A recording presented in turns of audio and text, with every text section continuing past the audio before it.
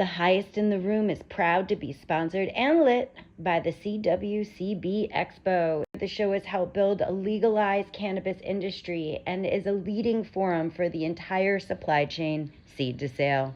At their events, many mergers, acquisitions, and deals are signed because of the exposure they provide to participating companies, sponsors, and brands.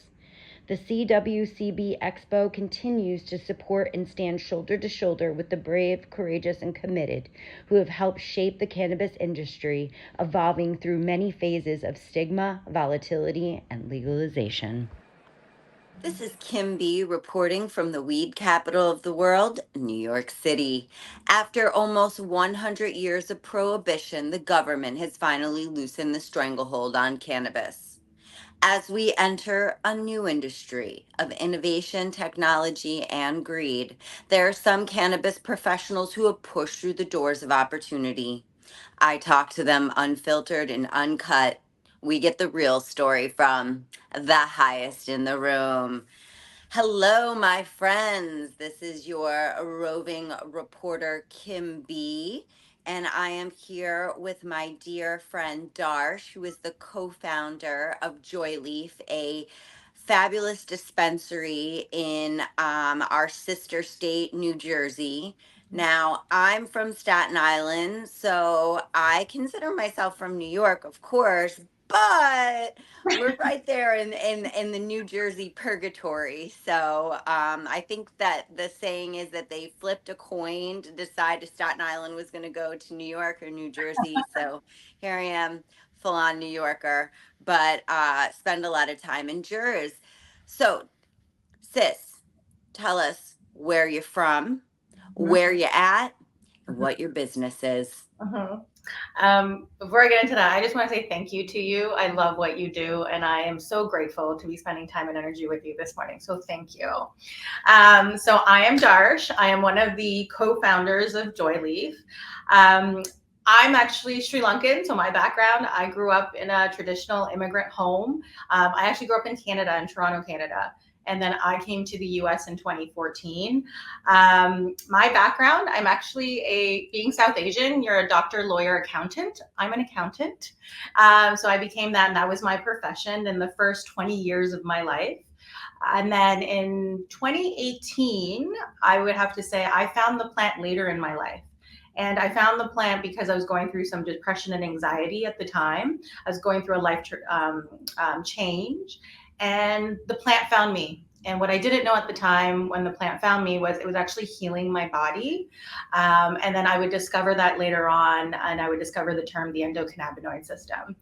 And then in 2020, at the brink of the pandemic, I got the opportunity to go work for an MSO, which changed my life because that's where I met my business partner who is now.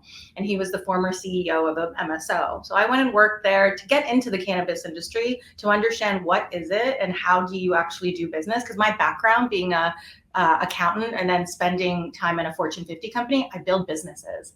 And so I wanted to go somewhere versus pushing soda and chips for almost 13 years of my life. I decided to get into cannabis. It was an extraordinary year. I learned so much. I actually ran a 60,000 square foot indoor facility in Canada and started to make money. Like that was the objective. And so what I'm really proud of what I feel like my juices, I understand people and process and technology, and I put that all together and I think about business. And what I'm so grateful for where I am right now is I get to do that with the plant. And so I found somewhere where I can take my talents and take something I love and bring it to life. And in 2022 is when I started the journey with my business partner to create Joyleaf. And it's been a journey. We've been open for 241 days as of today, so just over 7 months. And I'm really proud of what we've created. So Joyleaf, what we do differently is we actually curated a store that actually is a retail store that allows you to shop for cannabis. We took away the counter. When you walk into our store, it's a one-to-one experience if you would like. right? And you get to shop shelves, meaning we put products on the shelves of the packaging, as well as for edibles, we take it out so people can see what it is. And what we also do is, because of technology, we are able to curate product cards. Like when you go to a grocery store, you see how much lemons are, you see how much limes are. We've done the same thing. And what we've done to that and built it, elevated is we've actually created moments. So what Joyleaf is all about is right product for the right moment. And when we think about it, it's really the art of set and setting that we're really talking about. What we've done is we've triangulated that into an everyday moment for people to understand. It's the right product for you for the right moment. And what we're really talking about is setting intention. But we're not saying those words to make people understand in normal nomenclature as to how they would experience a plant. And so what we're seeing come through our stores is we see the Canna Curious. We see a lot more women walking in our doors. We also see, hey, we see that 30 to 35-year-old male who's looking for that high THC. We have that too for him. And we also make sure that he has his fast service, right? You're walking our doors, within 7 minutes, you're in and out. So it's been a journey. I'm so excited as to where we are. We've employed a lot of people from Union County, and we've done training. And training is really important to us because that's the way that we sell and how we talk about the plant. And now I think I have almost 600 reviews, Google reviews, 4.9 rating that says, hey, the service is incredible. The atmosphere is great. And what we're really, at the end of the day, what we're really doing is, yes, I'm selling weed, but I'm actually helping destigmatize the plant. What it looks like, what it feels like, how we talk about it. Those are all the things that really come together that help us really talk about this plant before of what it was in Prohibition, as you mentioned, to what it can be and what we should be doing with the plant. So that's where I am right now. Amazing. And I love the name Joyleaf. Where did you come up with that name? Yeah, I feel like Joyleaf found me. Actually. So Joyleaf was actually created by my business partner, and he created that name, and he actually came up with that in 2018. But what Joyleaf was supposed to be at the time was just a delivery business to deliver cannabis to people. And then when I met my business partner in 2020, and then as we evolved and grew together, what we realized was there was so I'm a patient first, and my experience in New Jersey as being a patient, I didn't get joy walking into somewhere to find medicine for myself. And the conversations I had to have, pulling it out, the lack of knowledge that the other person on the other side had just wasn't going to be okay with me. And so when Joyleaf came along, we took Joyleaf from just a delivery business to an experience of we're curators of joy. And from the moment that you walk in, you get greeted. You know, when you walk into a store and no one says hello to you and you're about to spend money in there, like that's not a great feeling. So we're like, you get the joy the moment that you walk in, the joy of talking to a joy tender on the floor, the joy of seeing products that take away the stigma, and the execution of operational excellence of getting out in and out very quickly. Those are moments of joy. And what we're also doing is right product for the right moment. So when people come in, we understand from them, what's the experience you're trying to have? And let us be your guide to guide you into these types of product formats or strains that you can have that experience with. And so that's a moment of joy, knowing that when they leave and they're going to partake with the plant and have that experience, we've set that intention with them so they can have a positive and safe and responsible experience. So Joyleaf is really about the moment that you go on our website, the moment that you walk through the door. It's all of those moments into the moment that you consume the plant. We're curators of joy in those moments. So that's where Joyleaf really comes to life. That's some G shit right there. I'm going to puff to that. I love it. Thank you, lady. That's, we all started, cannabis is about stories, right? The cannabis industry is so different than so many other industries because it's really about the stories of healing for people, the moments where people are just coming in and saying this plant has something special and I'm super fucking attracted to it. And so that's really amazing. What is because each market is a little bit different, but what products are people really gravitating towards? I mean, feel free to like shout out brands or different, type, ways of consuming that are popular. Yeah. So I think in any store, so when I think about product formats that sell better than others, so we do have flour and pre-rolls are my biggest category, right? I actually have Mondays are pre-rolls. Everybody buys pre-rolls on Mondays. It kills my basket, but I'm like, okay, I got the pre-rolls. So, and each day is different as to what people buy. So flour and pre-rolls are still my biggest category. Then we get into vapes. Vapes is the second largest category for that discretion, that convenience that people want. And then third is edibles, right? And so when I think about those categories, I think about 4 moments. There's 4 reasons why people come into our store. One, to have a better relationship with sleep.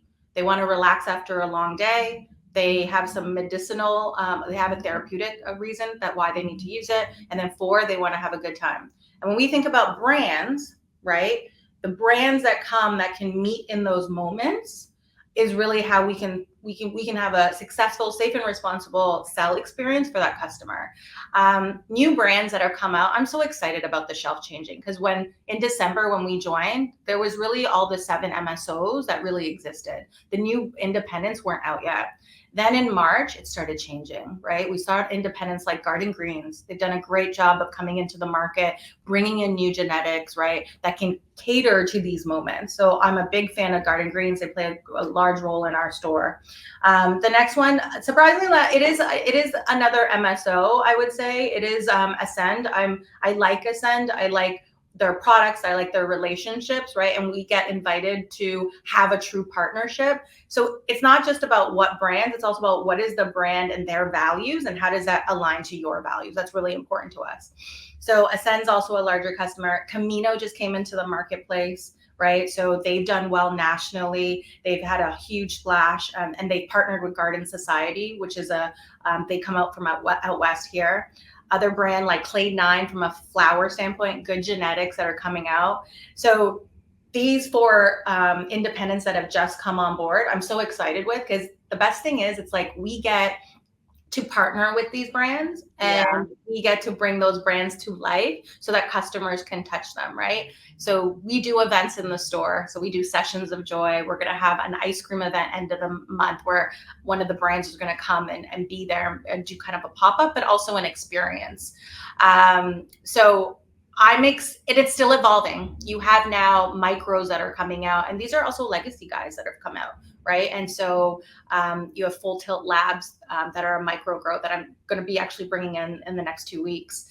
I'm excited for next year. There's new players that are coming on. I can't talk about who they are, but there are legacy guys that are going to come out that got licensed that I'm excited about, because this helps them come into a new market. And what Joyleaf we do differently is like we do email marketing, we do digital marketing, like we do marketing to really showcase these brands. So it's not like we're just telling one story. People want a story to connect with the plant. And if there's a story, I'm all behind it and I push it because I'm like, I believe in it, right? I also need to believe in the brands. Yeah, no, that's so true. And, what we're seeing in New York is people really gravitating towards the authentic brands that are, like hometown brands, as well as more craft batch, and not as interested in the MSOs. But, the MSOs are part of the ecosystem, so it's just the integration of everything. I definitely think that New Jersey's market is super solid and a lot more streamlined than New York. We're still figuring out why there's 30,000 illegal stores open, and they're excited that they closed 1,000 when they still have 29,000 more to go. But shout out to legacy folks too, who are out there still hustling their brands. And there's a lot of like disjointed industry, and I think we're going to start seeing in all of the across the board, New Jersey, New York, all of it, the integration, like the micro businesses and stuff, which are super dope, because that's the fucking real people that made the industry, right? The people that were out there during Prohibition putting their necks on the line to get the products out. Not every legacy person is authentic or good, but there's a big group out there of people that have really, pushed the market into the right place with, the good flower and, the high quality genetics and, the vapes with no fillers and Right. all the good stuff. So, talk to me a little bit about what it's been like being a woman, opening a dispensary, dealing with, a very male dominated industry. We met at a women's event a few years ago, and I'm constantly pressing for the ladies for shizzle. Like that's my thing. Like I'm a woman's advocate in the You are. cannabis space. So give us like, the challenges and what actually the good stuff too about being a woman of the plant. Yeah. So we know the plant is female, so it is also us, an expression of us. So I have to say, your event in August 2021, Women in Weed, was the first event I actually went to that was my first entrance into cannabis. So my lawyer, Lauren Burdick, at the time, she invited me, and I came, and in that place, it felt so welcoming. And it was my first impression of cannabis, right? Leaving an MSO and then coming into being like an independent. And in that room, you had all of these women that had platforms that spoke about the plant. And those were people who I was already following. So to me, it was like a celebrity party. I'm like, oh my God, I get to meet all of these amazing women, and it felt safe, right? That was something that allowed me to feel confident and to allow me to create community amongst women, that it created safety for me, right?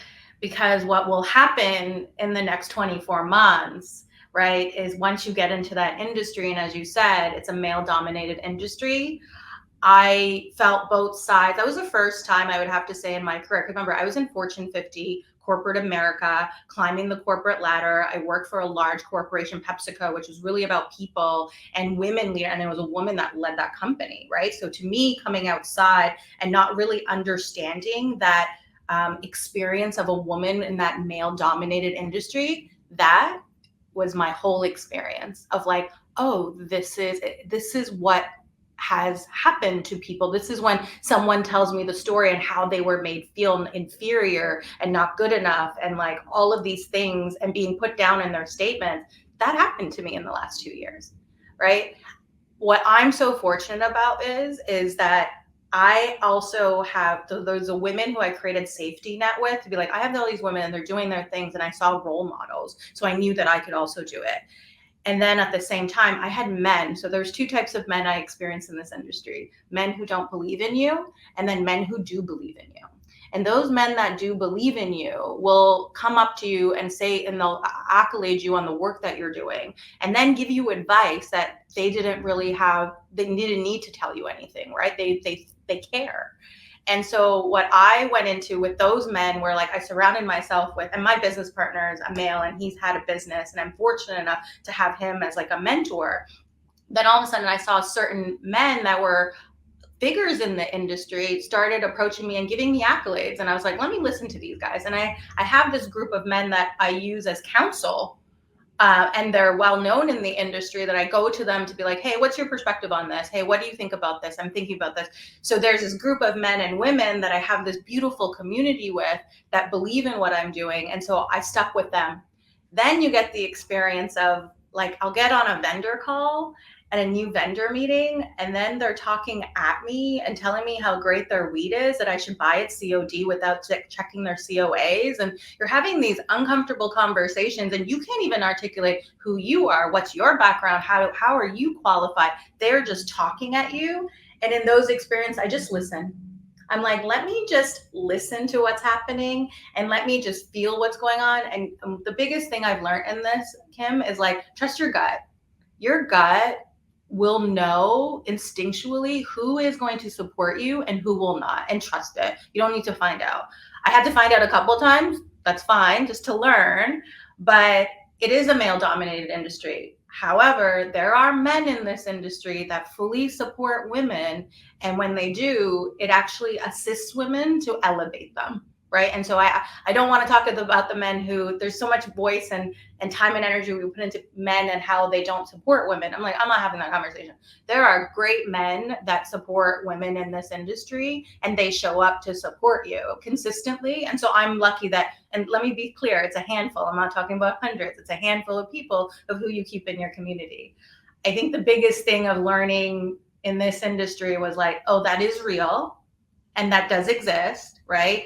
And the way that you get out of that is like knowing who you are, that you have a great community, you're smart, right? And I study, I know when I'm gonna walk and meet someone, I already know everything about them. Like I've done my work, and let me show up and be curious and understand what's happening. So I show up in the best that I can be. And if they're gonna bring that energy, it'll soon die out. We're not gonna do business together. When I do business with you, we're gonna make money. Period. The end.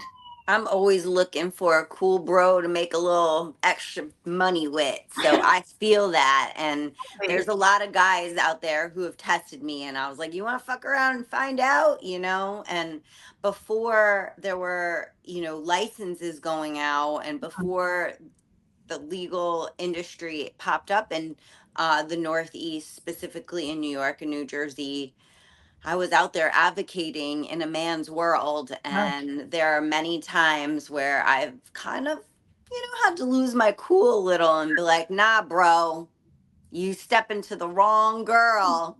Yeah. That does need to happen. You're right. Yeah.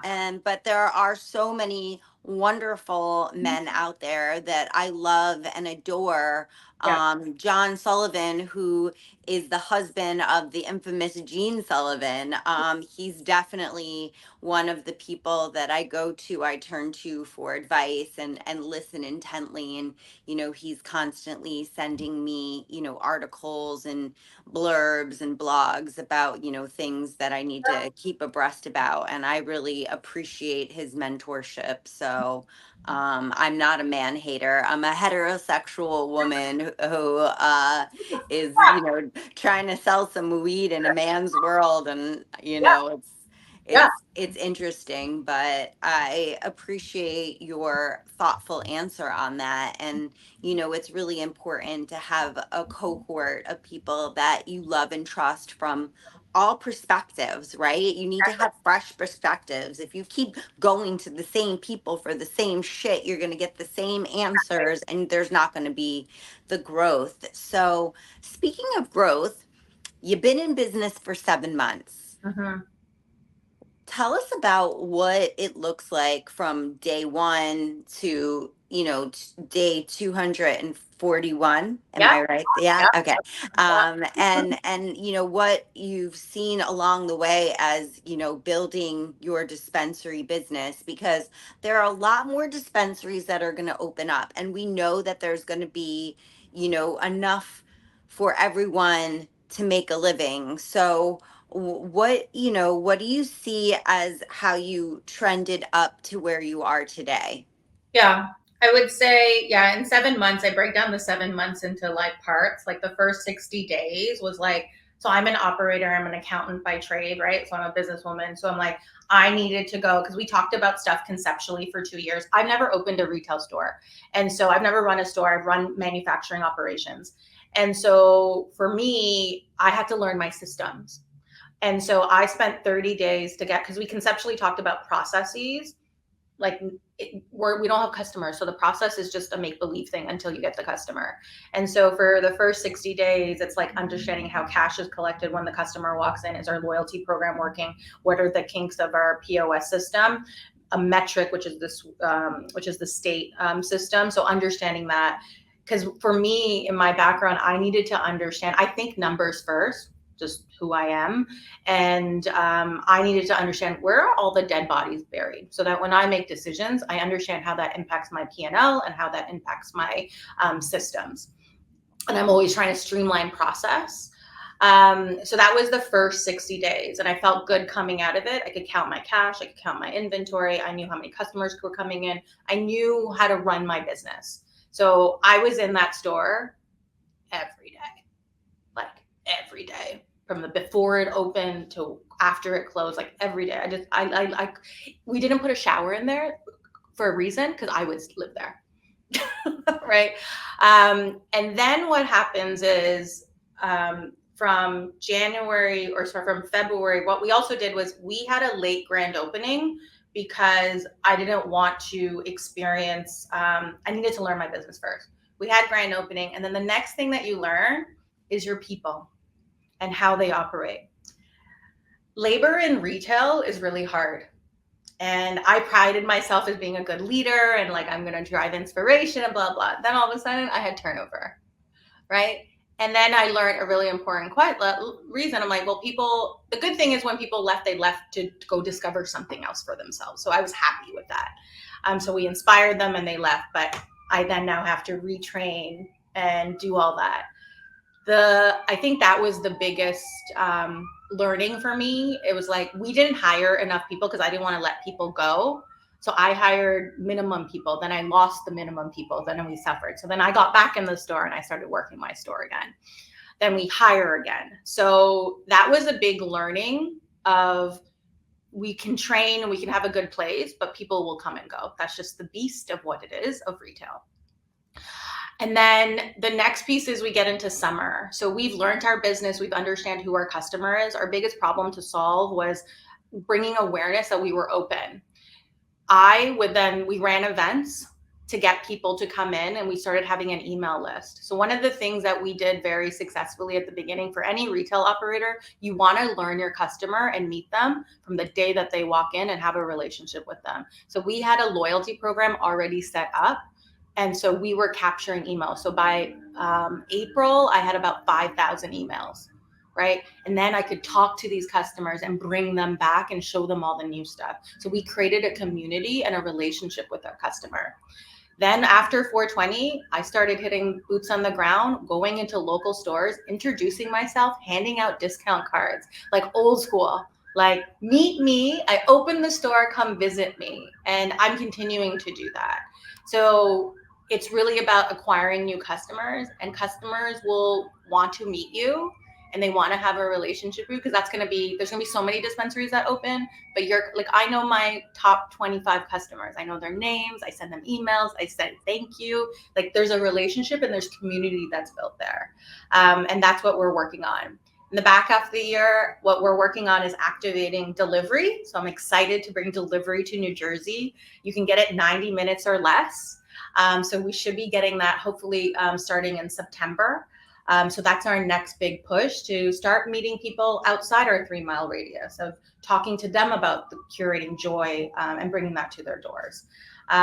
So systems, people, and getting customers was my 3 key focuses when we opened our business and where we are today. I love that. Thank you for, again, so thoughtfully answering that question. That's super valuable. Mm-hmm. And I don't have a retail location, but I'm a retail, I have an online site, and, we're doing, well over 7 figures. So it's kind of the same thing. We live off of, collecting emails, mm-hmm. and, creating relationships virtually, which is so important. And whether it's in person or it's virtually, having that relationship with your customer creates longevity. So we're going to talk now a little shit. Okay, great. We're going to do the good shit, the bad shit, and the ugliest shit that you've seen. Mm-hmm. So what's your favorite part of the industry? What do you love about cannabis? Yeah, I love selling weed, Kim. Like, on my sales floor, it's like Friday nights. I spend time like selling now, and I meet my customer, and I love when they walk in and they tell me something, and I'm like, and I know what's on the shelf because I've curated the shelf, that I'm like, this is the right product. And then they come back, they're like, Dharsh, that was amazing. And I was like, that. And then the second to that is like, I have old people walk in, like over 60, and then they're like, I can't believe this is weed. 2 best moments. talking to Love it. customers and getting those like compliments. I love it. Now, what's the bad part of the industry? What do you struggle with? Yeah, I think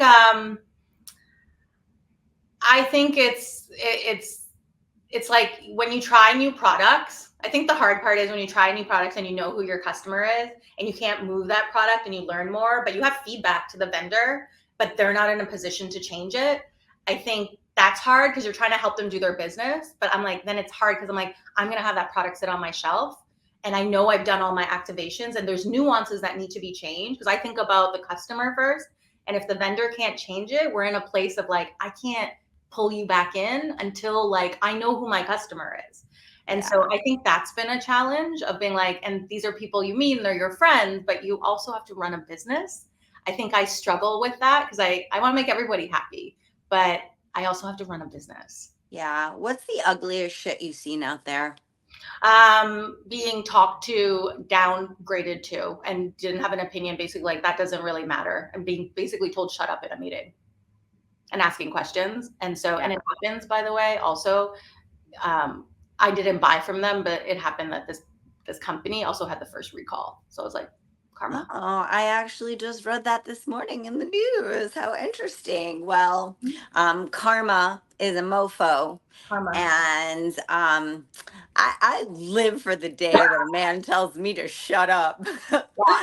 Like live for it. So tell us exactly the location of Joyleaf and where we can stay in touch with you and your business. Yeah, no, totally. So Joyleaf is located at 711 East First Avenue in Roselle, New Jersey. And so it's 30 minutes just from the city once you pass the Holland Tunnel. We are open every day from 9 to 9 p.m. except Sundays, 10 to 7. You can find us at www.joyleaf.com. I also have a platform at Dharsh. You can find me on Instagram, LinkedIn, Twitter, X. Is that what they're calling it? Yeah, I live for your Instagram, just so you know. Like, I literally, if it doesn't pop up in my feed after like so long, you know how sometimes the algorithm gets funky. I will go looking for you because it's so good. Like, it's literally, your reels are so good. So I'm definitely a little bit of a fangirl over here, Queen. Well, I want to thank you so much for your time. And I just want to do a huge shout out to the CWCB Expo, where cannabis means business. And they also sponsor my podcast.